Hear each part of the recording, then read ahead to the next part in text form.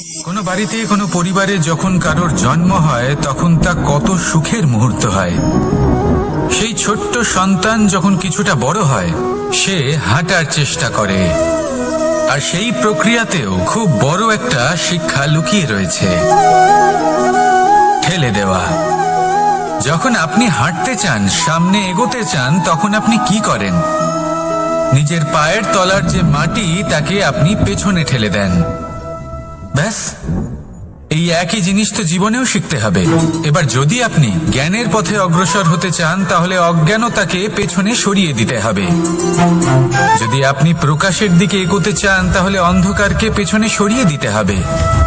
যদি আপনি ভবিষ্যতে সফল হতে চান তাহলে অতীতের যে অসফলতাগুলিকে পেছনে সরিয়ে দিতে হবে। যে জল বইতে বইতে থেমে যায় তাকে আমরা নালা বলে থাকি, তার থেকে দুর্গন্ধ বের হয়। কিন্তু যে জল বইতেই থাকে তাকেই আমরা পবিত্র জল বলি। তাহলে আপনিও কর্ম করতে থাকুন, কখনো থামবেন না। আর আমার সাথে ভালোবেসে বলুন, রাধা রাধা। বিষ এবং অমৃত, এর ভিত্তিতেই সংসার চক্র চলতে থাকে। যখন সমুদ্র মন্থন হয়েছিল তখন এই দুই প্রাপ্ত হয়েছিল। প্রথমে বিষ পাওয়া গেল, তারপর অমৃত। জীবন মন্থন করলেও এগুলো লাভ করা যায়। এবার এই যে বিষ, তা হলো অমৃতের থেকে অনেক বেশি শক্তিশালী এবং সেই জন্যই অনেক বেশি ঘাতকও। এবার বোঝার চেষ্টা করি এই বিষ আসলে কি। যে কোনো বস্তু বা কোনো ভাব যদি মাত্রার থেকে বেশি পরিমাণে আপনার কাছে থাকে, প্রয়োজনের থেকে বেশি আপনার কাছে থাকে, তাহলে সেটা আপনার কাছে বিষ সমান হতে পারে। তা সে ধন হোক, শক্তি হোক, সম্মান হোক, ইত্যাদি ইত্যাদি। যদি আপনার কাছে এমন কিছু থেকে থাকে যা মাত্রার থেকে বেশি পরিমাণে আপনার কাছে আছে, তাহলে তাকে ভাগ করতে শিখুন। যদি আপনি ভাগ করতে শিখে যান তাহলে এই বিষই আপনার জন্য অমৃতে পরিণত হবে, আর তাদের কাছেও অমৃত সমান হয়ে উঠবে যাদের এই সাহায্যের প্রয়োজন। তাহলে ভাগ করে নিতে শিখুন আর আমার সাথে ভালোবেসে বলুন, রাধা রাধা। দেবে যে আপনি বড় বড় সমস্যার সমাধান করতে পারবেন। এবার যদি কথা বলি সব থেকে কঠিন সময়ের, তাহলে সেটা হলো বিচ্ছেদের। যা মা সীতাকে সহ্য করতে হয়েছে শ্রীরামের জন্য, রাধা কৃষ্ণকেও সহ্য করতে হয়েছে। যে ব্যক্তি বিচ্ছেদের সময় সঠিক পথে চলে এসেছে সে জীবনে অনেক শ্রেষ্ঠ স্থানে অবশ্যই পৌঁছতে পারবে। এবার যদি কথা বলি সব থেকে জরুরি এবং গুরুত্বপূর্ণ সময়ের, তাহলে সেটা হলো সংযোগ। সকলকে সাহায্য করতে থাকুন। আপনি অন্যদের সাহায্য করে তাদের যত আনন্দ দিতে পারবেন ততটাই আনন্দ আপনারও জীবনে অবশ্যই আসবে। আসুন আর আমার সাথে ভালোবেসে বলুন, রাধা রাধা। কামবোধ, এটাই আপনার অন্তরের প্রথম শত্রু। বেশিরভাগ মানুষই কামবোধ বলতে লালসা বোঝেন, কিন্তু এটা সম্পূর্ণ সত্য নয়। কামের আসল অর্থ হলো কামনা। এটা খুবই সহজ ব্যাপার। মনুষ্য শরীর থাকলে, মানুষের মন থাকলে এই কামনা অবশ্যই থাকবে। এবার এটাই দেখতে হবে যে এই কামনা নেতিবাচক কামনা নাকি ইতিবাচক কামনা। অন্য কারোর জিনিসে নজর দেওয়া, অন্য কোনো মানুষের উপর নজর দেওয়া, কোনো অনুচিত বস্তুর দিকে নজর দেওয়া, এই নেতিবাচক কামনা। আর এই দুষ্কামনা মানুষকে দিয়ে অপকর্ম করাবেই করাবে। তাই মনে রাখবেন, যে ব্যক্তি নিজের কামনাকে নিয়ন্ত্রণে রাখতে পারেন তিনি সঠিক পথেও থাকেন, সঠিক লক্ষ্যে পৌঁছতেও পারেন। যিনি কামনা নিয়ন্ত্রণে রাখতে পারেন না তিনি তার পথও হারিয়ে ফেলেন এবং লক্ষ্যচ্যুতও হন। তাই মনে রাখবেন, নিজের কামনাগুলিকে নিয়ন্ত্রণে রাখুন। কাম নামক এই শত্রুর ওপর বিজয় লাভ করুন আর আমার সাথে ভালোবেসে বলুন, রাধা রাধা। ক্রোধ, আপনার অন্তরের আরো একটা শত্রু। এই ক্রোধ আসলে কি? আপনার মনের এক ভাবনা যা আপনার মনেই উৎপন্ন হয়। এই মন আত্মার সাথে যুক্ত থাকে।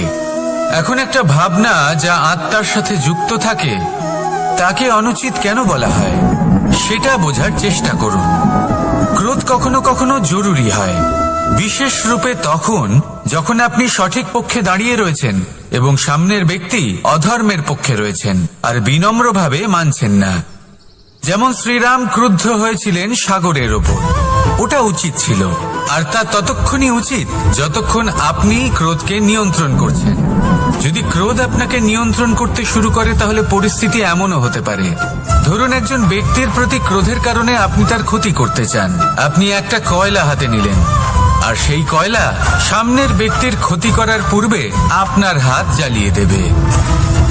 ব্যাস, ক্রোধ এটাই করে, সর্বপ্রথম আপনার ক্ষতি করে, আপনার বিবেক হরণ করে নেয়, আপনি আপনার নিয়ন্ত্রণ হারিয়ে ফেলেন আর সবকিছু নষ্ট হয়ে যায়। বেশিরভাগ মানুষ ক্রোধে এমন সিদ্ধান্ত নেন যে সেটা তাদেরই বিনাশের কারণ হয়ে দাঁড়ায়। আর কিছু মানুষ বলেন যে আমাদের জীবনে এত যন্ত্রণা আছে, এত সংকট আছে যে ক্রোধ উৎপন্ন হবেই।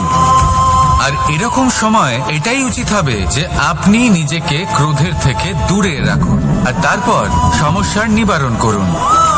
আর এই নিবারণই আপনার জীবনকে একটা শ্রেষ্ঠ স্তরে পৌঁছে দেবে। তাহলে ক্রোধ থেকে দূরে থাকুন, সুপ্রসন্ন থাকুন আর আমার সাথে ভালোবেসে বলুন রাধা রাধা। মানুষ বড়ই বিচিত্র প্রাণী। অধিক থেকে অধিকতর ধন লাভ করার চেষ্টায় নিজের শরীরকে নষ্ট করে ফেলেন, নিজের শক্তি হারিয়ে ফেলেন, নিজের সামর্থ্য হারিয়ে ফেলেন। আর যে ধন লাভ করেন সেটা কোথায় যায়? সেই শক্তি, সেই সামর্থ্যকে আবার ফিরে পাওয়ার জন্য। আর কিছু মানুষ জীবন এমন ভাবে যাপন করেন যেন তা কখনোই শেষ হবে না, কিন্তু শেষ তো সবারই হবে। আর যখনই শেষটা কাছে চলে আসে তখন মানুষ এটা বুঝতে পারেন যে সে জীবনকে উপভোগ করেননি। তার কারণটা কি? লালসা। এই লালসা জন্ম দেয় লোভকে, আর এই লোভ জন্ম দেয় আপনারই বিনাশকে। সেই জন্য আজ আপনার কাছে যা কিছু আছে, যেমনটা আছে তার সাথে জীবন যাপন করুন, পূর্ণরূপে যাপন করুন। আপনার কাছে যতই ধন, শক্তি, মান থাকুক তা সবার মধ্যে ভাগ করতে শিখুন। ভাগ করলে ভালোবাসা বাড়ে, আর এই ভালোবাসা দ্বারা জীবন আরো সুখময় হয়ে ওঠে। তাহলে আসুন আর আমার সাথে ভালোবেসে বলুন রাধা রাধা। মন, জীবনে যখনই কোনো বস্তু বা সুখ স্বাচ্ছন্দ্য অধিক মাত্রায় আপনার কাছে চলে আসে তখন নিজেকে শ্রেষ্ঠ মনে করার একটা প্রবণতা দেখা যায়, যা হয় আত্মবিশ্বাসে পরিণত হয়, নয়তো অহংকারে। এবার আত্মবিশ্বাস আর অহংকারের মধ্যে অনেক বড় পার্থক্য রয়েছে। আমি এটা করতে পারি, আমি ওটাও করতে পারি, এ হলো আত্মবিশ্বাস। শুধুমাত্র আমি এটা করতে পারি, শুধুমাত্র আমি ওটাও করতে পারি, আমি হলাম সর্বশ্রেষ্ঠ, এটা হলো অহংকার। এবার এই অহংকার এর ধ্বনি অনেক দূর প্রবাহিত হয় আর এর প্রহার সর্বপ্রথম আপনাকে বিপর্যস্ত করে। এবার এই অহংকার এর বিপরীত শব্দ হলো বিনয়, অর্থাৎ নিজের ঊর্ধ্বে উঠে অন্যের বিষয় ভাবনা চিন্তা করা, সংসারের বিষয় ভাবা। এই বিনয়ী হবার চেষ্টা করুন, একের থেকে অনেক হওয়ার চেষ্টা করুন এবং একসাথে থাকার চেষ্টা করুন। নিশ্চিত রূপেই আপনি বিকাশের কারণ হবেন। মত্ততা থেকে নিজেকে দূরে রাখুন, অহংকার থেকে নিজেকে দূরে রাখুন। এই মন প্রসন্ন হয়ে বলবে রাধা রাধা। জীবনে যখন কোনো ব্যক্তি নিজের লক্ষ্য প্রাপ্তির জন্য নিরন্তর পরিশ্রম করতে থাকেন, চেষ্টা করতে থাকেন, তখন তিনি কষ্ট অনুভব করেন, কখনো শারীরিক কষ্ট, কখনো মানসিক কষ্ট। এবার উনি এটা ভাবতে থাকেন যে আমি কি উচিত করছি নাকি অনুচিত করছি। কারণ অন্যদিকে এমন একজন ব্যক্তিও আছেন যিনি একদমই পরিশ্রম, চেষ্টা করছেন না। তিনি মদিরা পান করেন, বিলাসিতায় জীবন কাটান, অলস প্রকৃতির হয়ে ওঠেন, নিদ্রাতে বিলীন হয়ে থাকেন আর ভাবেন যে তিনি সুখ লাভ করছেন। কিন্তু এরকম কেন হয়? কারণ যখন আমরা সৎ পথে থাকি, উচিত পথে চলি, লক্ষ্য প্রাপ্ত করার জন্য চেষ্টা করতে থাকি, তখন আমাদের ভেতরে থাকা নেতিবাচক শক্তি এবং পাপ এই দেহকে ত্যাগ করে দেয়। আর এই অনুভূতিটাই আমাদের দুঃখের অনুভূতি দেয়, কষ্ট দেয়। এবার সেখানে যদি আমরা কুপথে চলি, অনুচিত পথে চলতে থাকি, তাহলে আমাদের ভেতরে থাকা পুণ্য এবং ধনাত্মক শক্তি আমাদের দেহ ত্যাগ করে দেয়। আর এই অনুভূতির কারণেই আমরা সুখ অনুভব করি। কিন্তু কখনো ভাববেন যে এই সুখ বেশি সময় পর্যন্ত থাকে না। সেই জন্য সবসময় মনে রাখবেন, যদি আপনি জানেন যে এটাই আপনার লক্ষ্য, এটাই উচিত পথ, শুভ পথ, তাতে নিরন্তরভাবে এগিয়ে যেতে চেষ্টা করতে থাকুন। এই কষ্ট আপনাকে সুখের পরাকাষ্ঠায় কখন পৌঁছে দেবে তা আপনি জানতেই পারবেন না। আসুন আমার সাথে ভালোবেসে বলুন, রাধা রাধা। ঈর্ষা আমাদেরই মনে বসবাস করা আরো একটা শত্রু। তবে এই শত্রু কখনো কখনো আমাদের জন্য লাভদায়কও হতে পারে, কিন্তু যদি আমরা সতর্ক না থাকি তাহলে সেটা ততটাই ঘাতক হয়ে উঠতে পারে। যদি আপনার কোনো প্রতিদ্বন্দ্বী থেকে থাকে যে এগিয়ে চলেছে, তাকে দেখে আপনার মনে ঈর্ষা উৎপন্ন হয়, আর ঈর্ষাবশত আপনি নিরন্তর চেষ্টা করতে থাকেন, পরিশ্রম করতে থাকেন সামনে এগোনোর জন্য, তাহলে তার দ্বারা আপনার বিকাশই হবে। কিন্তু যদি আপনি নিজের বিরোধীকে শেষ করতে দেওয়ার জন্য অগ্রসর হন, তাকে বিনাশ করার জন্য অগ্রসর হন, তাহলে এই ঈর্ষা প্রথমে আপনার বিনাশ অবশ্যই করবে। একটা কথা আছে, এটা পশু প্রবৃত্তি, আপনি শুধুই নিজের বিকাশের কথা ভাববেন। তিনিই হলেন প্রকৃত মানুষ, যিনি অন্য মানুষের জন্য প্রাণও দিতে পারেন। এই ঈর্ষা যদি আপনাকে বিকাশের পথে নিয়ে যেতে পারে তাহলে খুবই ভালো। যদি আপনাকে অন্য কাউকে বিনাশ করে দেওয়ার পথে অগ্রসর করে, তাহলে তার থেকে দূরে থাকাই ভালো। যেমন ধরুন, আপনার কাছে একটা সূচ আছে, যার দ্বারা আপনি ছেঁড়া কাপড়ও সেলাই করতে পারবেন বা অন্য কারোর পাত্রে ছিদ্রও করে দিতে পারবেন। আপনি কি চাইবেন, নিজের বিকাশ নাকি অন্য কারোর বিনাশ? সিদ্ধান্ত আপনারই। আসুন আর আমার সাথে ভালোবেসে বলুন, রাধা রাধা। লোভ আপনার অন্তরের আরো একটা শত্রু। দেখতে গেলে এটা একটা শব্দ, একটা সংস্কৃত শব্দ, লব ধাতু থেকে উৎপন্ন হয়েছে। এর অর্থ কিছু লাভ করা। কিছু লাভ করা অনুচিত নয়, আরো কিছু লাভ করাও অনুচিত নয়, কিন্তু সব থেকে বেশি আমি লাভ করব, আমি আরো চাই, আরো বেশি চাই, আরো বেশি পেতে চাই, এটাই হলো লোভ। আর এই লোভ যখন গ্রাস করে, তখন আপনি যা পেতে চান, সে ধনই হোক বা মানই হোক, তা অর্জন করার জন্য মানুষ যে কোনো স্তরে পৌঁছে যেতে পারে। যদি মানুষ ধন অর্জন করতে চান, তাহলে তার জন্য তারা অধর্মের পথেও চলতে পারেন। যদি সম্মান অর্জন করতে চান, তাহলে অন্য মানুষকে ছোটও করতে পারেন। শেষ পর্যন্ত আপনার এটা মনে হতে পারে যে যদি একটু অল্পই প্রাপ্ত করতাম, কিন্তু ভালোবেসে প্রাপ্ত করতাম, এই জীবন আরো অনেক বেশি সুখী হতো। লোভ আপনার জীবনে, আপনার মনে কখন যে প্রবেশ করবে সেটা আপনি জানতেও পারবেন না। তাই এটা চিনতে শিখুন আর তৎক্ষণাৎ জীবন থেকে বাইরে ফেলে দিন। যা কিছু লাভ করতে চান তা ভালোবেসে লাভ করুন, আর সেই ভালোবাসার সাথেই বলুন, রাধা রাধা। মোহ আপনার অন্তরের আরো একটা শত্রু। এবার মানুষ প্রেম আর মোহের মধ্যে পার্থক্য বুঝতে পারে না। কিছু মানুষ ভাবে যে মোহর মধ্যে খারাপ কি আছে। যদি কোনো মানুষের তার বাবা মার প্রতি, তার সন্তানের প্রতি মোহ থাকে, তবে খারাপ কি আছে? খারাপ আছে, আর সেটা তাদের জন্য খারাপ হতে পারে যাদের প্রতি আপনার এই মোহ আছে। এবার মোহ, এই দুই পরিস্থিতিতেই আপনার হাত প্রসারিত থাকে। মোহের ক্ষেত্রে কোনো বস্তু বা কোনো ব্যক্তিকে লাভ করার জন্য, আর প্রেমে শুধুই প্রদান করার জন্য। মোহর বশে আপনার পায়ে বাঁধন পড়ে যেতে পারে। যদি মাতা পিতার তার সন্তানের প্রতি মোহ থাকে, তাহলে তারা তাদের সন্তানকে কখনো দুঃখে, চিন্তায়, যন্ত্রণায় দেখতেই পারবে না। সেই জন্য তারা সন্তানকে বেঁধে রাখতে চান একটা সুরক্ষিত ক্ষেত্রে, যেখান থেকে না তারা সংসারকে দেখতে পায়, না পরখ করতে পারে, না কিছু শিখতে পারে, না বিকট পরিস্থিতির সম্মুখীন হতে পারে। ঠিক যে কারণে তারা দুর্বল হয়ে পড়ে, অজ্ঞানী হয়ে ওঠে।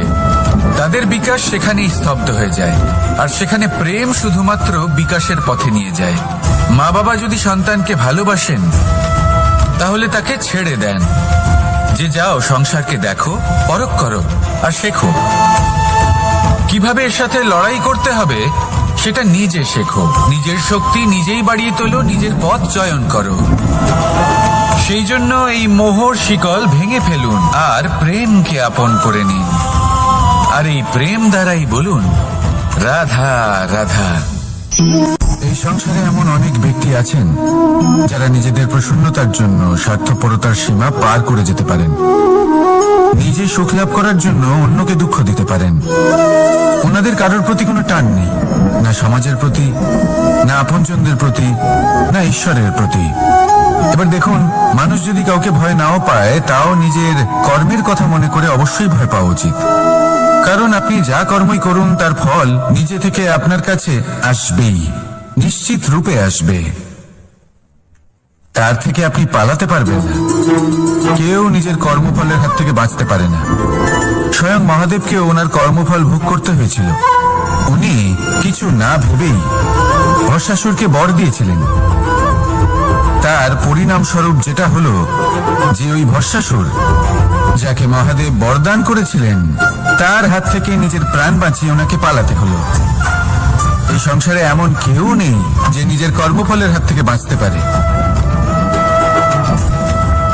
সবসময় এটা ভেবে দেখুন যে কর্মটা আপনি করছেন সেটা শ্রেষ্ঠ কি না। এমন কর্ম করুন যেটা আপনাকে জীবনে এগিয়ে নিয়ে যাবে। নিজেকে সৎ পথে রাখুন, কিন্তু এটাও সুনিশ্চিত করুন যে জীবনে যে কর্ম আপনি করছেন তাতে অন্য ব্যক্তির উপর কি প্রভাব পড়ছে, তাতে উনি দুঃখ পাচ্ছেন না তো। যদি আপনি যা করছেন তাতে সবার মঙ্গল হয়ে থাকে, তাহলে আপনার কাউকে ভয় পাওয়ার কোনো প্রয়োজন নেই। না কালকে ভয় পাবেন, না মহাকালকে। আসুন আমার সাথে ভালোবেসে বলুন, রাধা রাধা। জীবনে যখনই আমরা কোনো বিশেষ মানুষের সাথে পরিচিত হই, তখন তার ব্যক্তিত্বের বিষয়ে আমাদের একটি নিজস্ব দৃষ্টিভঙ্গি তৈরি হয়। তা সে ভালো হোক বা মন্দ, আমরা নিজেদের দৃষ্টিভঙ্গি, নিজেদের ধারণা বানিয়ে ফেলি। কিন্তু আপনি কি নিশ্চিত রূপে বলতে পারেন যে এই যে আপনার দৃষ্টিভঙ্গি, সেটাই সেই ব্যক্তির পূর্ণ সত্য, সেই ব্যক্তি সত্যি সেরকমই? বোঝার জন্য আপনাকে সেই ব্যক্তির কাছাকাছি থাকতে হবে। তিনি কতটা অহংকারী বা কতটা সজ্জন সেটা বোঝার জন্য আপনাকে সেই ব্যক্তিকে সম্মান দিয়ে দেখতে হবে। সেই ব্যক্তি কতটা লোভী বা কতটা সরল সেটা বোঝার জন্য তাকে ধন দিয়ে দেখতে হবে।